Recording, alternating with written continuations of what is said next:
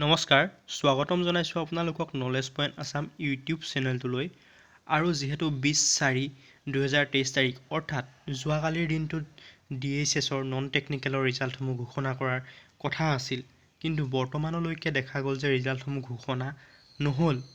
এতিয়া বহুতৰে মনত প্ৰশ্নৰ উদয় হৈছে কিবা খেলিমেলি হ'ল নেকি পৰীক্ষাত বা আজি আকৌ ৰিজাল্ট দিয়াৰ সম্ভাৱনা আছে নেকি যিহেতু টেকনিকেলৰ ৰিজাল্টসমূহ দি গৈছে যোৱা দুদিন আগতেই চ' তাকে মই দেখাব বিচাৰিছোঁ আজি আপোনালোকৰ ৰিজাল্টসমূহ ঘোষণা কৰিব নেকি। চ' মই গৈছোঁ প্ৰথম www.dhsassam.gov.in অফিচিয়েল ৱেবছাইটত। চ' তাতে গৈ মই আপোনালোকক দেখাব বিচাৰিছোঁ আজি দিব নেকি ৰিজাল্ট।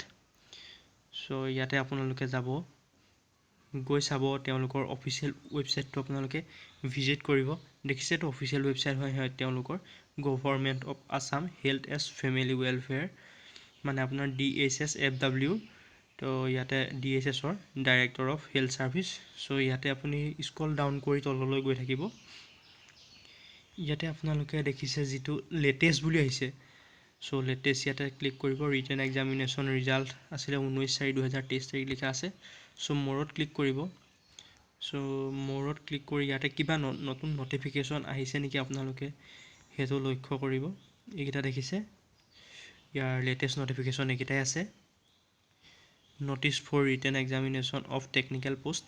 চ' এইটো আগতে যিটো নটিচ আহিছিল ৰিজাল্ট দিব টেকনিকেলৰ সেইটোৰ আৰু ইয়াতে দেখিছে written examination result of Grade-3 post টেকনিকেলৰ সেইটো টেকনিকেলৰ ৰিজাল্টটো আছে আৰু প্লাছ আপোনাৰ দেখিছে this is come to notice the few roll numbers is page নং 6 of the result sheet published in the official website of the DME DHS।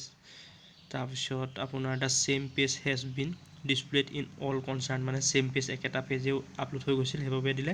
সেই তিনিটাহে আছে আপোনাৰ লেটেষ্ট নটিফিকেশ্যন ইয়াতে 20 তাৰিখৰ যিটো ৰিজাল্টৰ কথা নন টেকনিকেলৰ তাৰ কোনো ধৰণৰ নটিচ বৰ্তমানলৈকে দিয়া নাই।